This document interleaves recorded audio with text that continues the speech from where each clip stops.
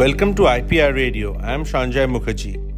Today we speak to Jonathan Ratcliffe of FACS Limited on Safe Food Global Reach, Independent Accreditation for Domestic Branding and Export Preparedness.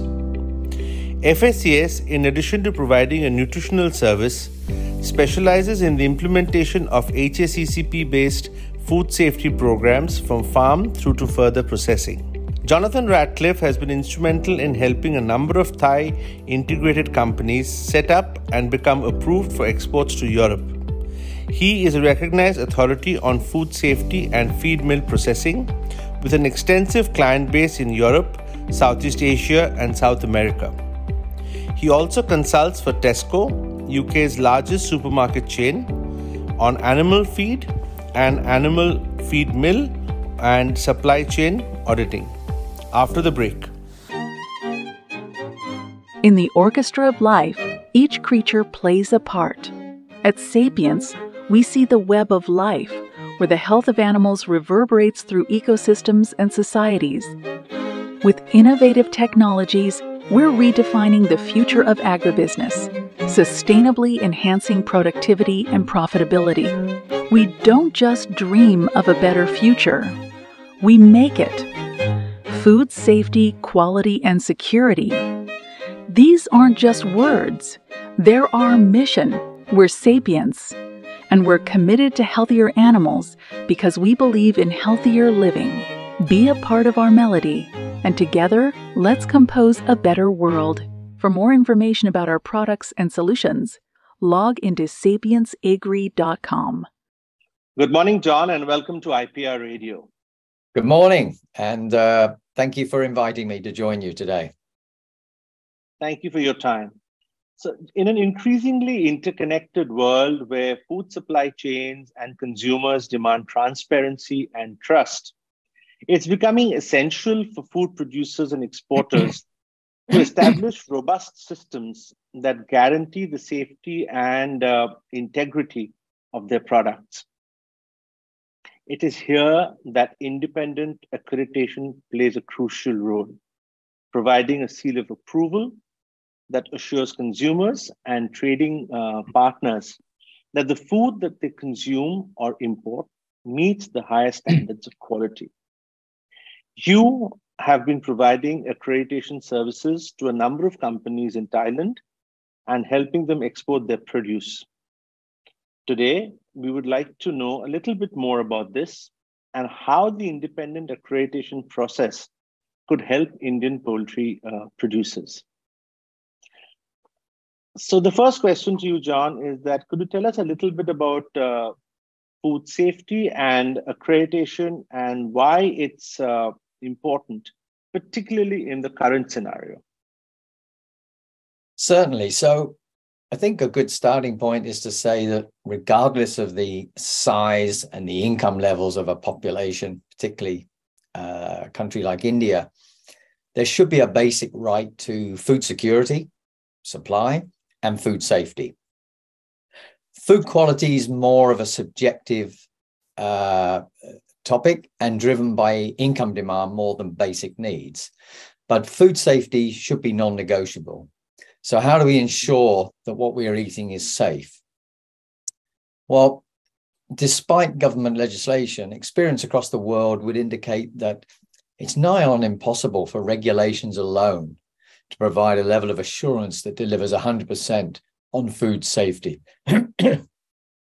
Think back to Europe in the 1990s, when there were crises about mad cow disease, salmonella in eggs, PCB dioxins, for example.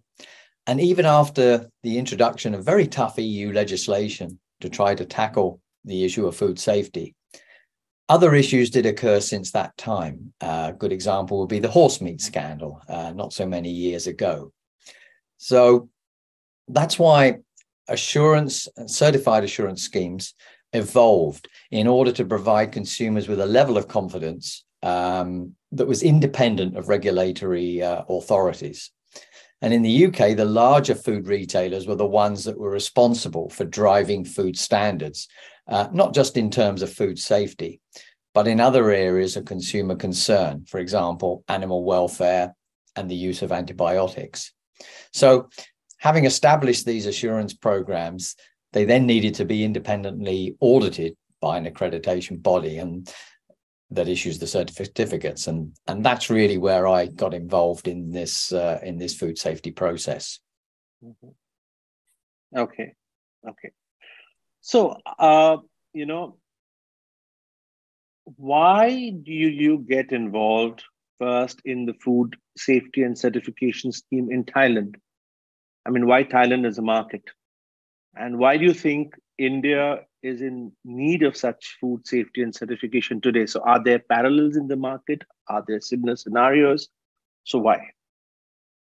Well, going back 40 plus years now, when I was working in the animal feed industry in the early 90s, in the UK, I realized that very few people outside of the industry itself really understood about what animals were being fed and how it impacted the food chain.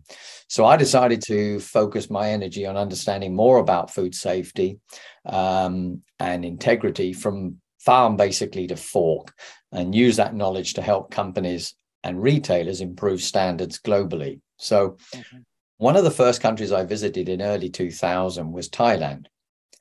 At that time, Thailand was a major exporter of raw poultry meat to Europe. But only one company was successful really in supplying to the retail sector.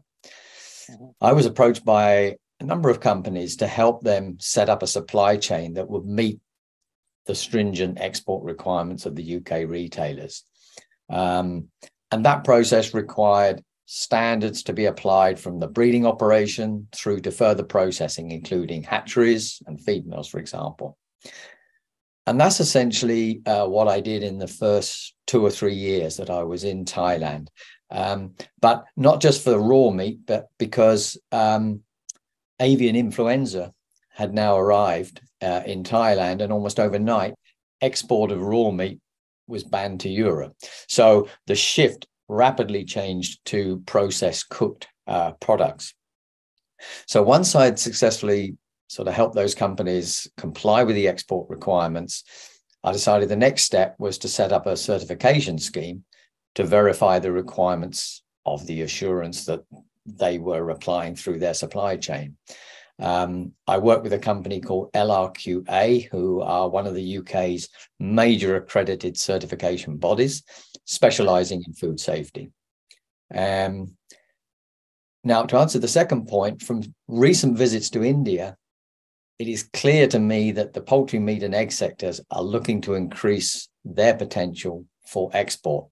And in order to do that, they will need to better understand the food safety requirements of the destination countries, but also to consider having a certified assurance scheme that they can issue to their customers to verify they are doing what they say they are doing. So that's why I believe the time is right for this to be a consideration for a number of companies within India.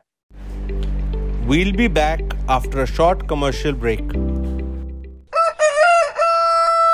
That is a wake-up call against the growing shadow of antibiotic resistance over our poultry, our health, and our world. To fight this menace, Excelsior, a natural antibiotic-free performance enhancer, marshals an army of bacteriophages, each engineered by evolution to engage a specific bacterial adversary. Excelsior uses a cocktail of bacteriophages that protects your flock against various strains of Salmonella, E. coli, Clostridium perfringens, and Staphylococcus aureus. Excelsior is more than a product. It's our shield against antimicrobial resistance. It's our stand for a safer, healthier future. For more information about our products and solutions, log into sapiensagri.com. So how would India kind of need to differentiate between poultry or eggs for exports and produce for the domestic market? So what's the differentiation? Yeah, good question. So I mentioned earlier that food safety is a mandatory requirement, but food quality is optional in a way. So for the export markets, the focus is very much on understanding the regulatory requirements of each importing country and ensuring those requirements are complied with continuously. So these will no doubt include requirements for such things as testing for antibiotic residues, pesticide residues, and microbial status. Plus, of course, requirements for gate-to-gate traceability. Okay. For the domestic market, each company really has a blank canvas on which they can design the message that they want to convey in terms of either food safety or food quality. So it's somewhat different to the export requirement, because you are going to set, that company can set the standard that they want to achieve and the message they want to convey to the consumer. And the points of differentiation may be, for example, removal of antibiotics, chill chain management, or maybe traceability for local farm supply. So there is a difference between the export and the domestic markets. Right. What is the process that companies need to go through for considering certification? Is the certification process different for the domestic market vis-a-vis the export market? So typically there are two types of certification, referred to as third party and second party. Third party certification schemes are usually internationally accredited, and the compliance criteria are already established. The scheme we use in Thailand, for example, is known as Farm First, and has actually 3 different levels or standards: silver, gold, and platinum. So depending on the export demands, they can decide whether they go for the basic version, which is silver, or the more demanding gold and platinum standard. And for the UK and European market, it's very much gold and platinum that is required. Right. Second party certification schemes are bespoke company specific and therefore more flexible in terms of scope. They tend to be used more for domestic market certifications or individual companies like food retail, for example. The process steps are similar for both. So first step typically is understand the scope of the certification and then implement the requirements accordingly, depending on the scope. Second step, undertake a pre-audit gap check. So you can understand where the areas of compliance are different and what you need to do to comply, and obviously train the staff accordingly. Third, you would then apply for that certification scheme. And then the fourth step would be they would start the audit process. And if you were generating non-conformances, they get closed out. And then the fifth step would be that you would then receive the certificates for the individual steps in that chain. So the farms or the hatcheries or the processing plant, depending which area is covered by that scheme.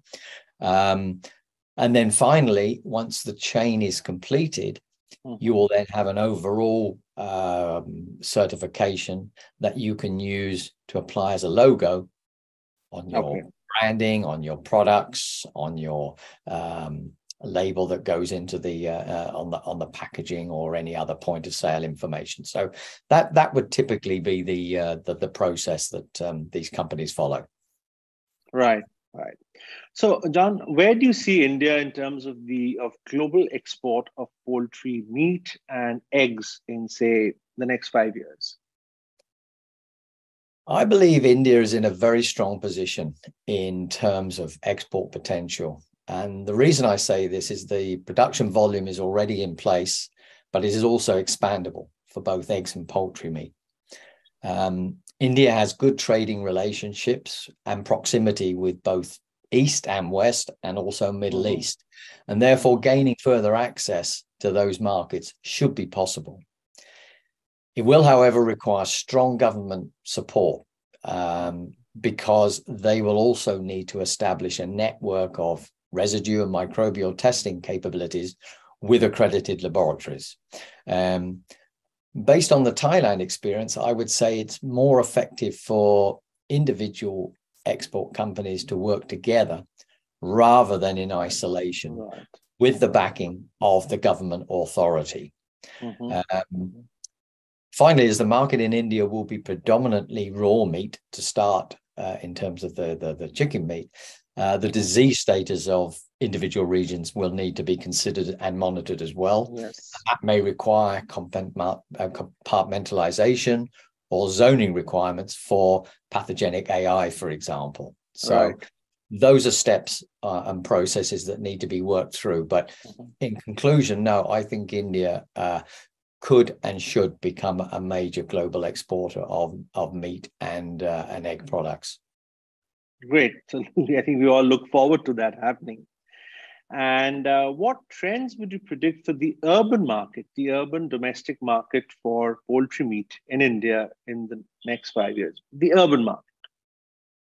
So, although small as a percent, the numbers in the Indian middle class sector are still significant. So I predict strong growth in this sector in the next 5 years. Typically, I would expect to see domestic branding and differentiation starting to emerge based on what are the perceived priorities of that higher income sector. Indian poultry meat, I know, is very strongly associated on a fresh market basis. Absolutely. So attributes that underscore and support that could become a trend. For example, I already mentioned removal of antibiotics and or traceability and sustainability to local production, for example. At the same time, I predict growth in further processed market because the demand for convenient foods and more sophisticated ready-to-cook markets, I believe, will also increase as that urban middle class develops and adopts similar styles of eating to what we have seen certainly in Europe and the West, and also increasingly so, for example, in the Thailand market. Absolutely. So I think both of these markets show very strong potential for India. Good to know. And we all think this market is going to really explode in the next few years. And we can see that those trends are already happening. And as I said, I just correctly said that, the urban market and the urban population is slowly adapting to or adopting the convenience foods. That's a very, very strong adoption that's happening. And we can see it happening all around. It's been wonderful speaking to you today, John, and thank you for being on the show. And we look forward to more interactions in the future. Sanjoy, it's been a pleasure. I hope the message is clear and of interest to your audience. And for sure, if you'd like to me to come back at any time and expand on any of these points, I'd be happy to do so. Wonderful. Thank you so much. Thank you. To be notified of upcoming podcasts, like and subscribe our YouTube channel at IPR Radio today.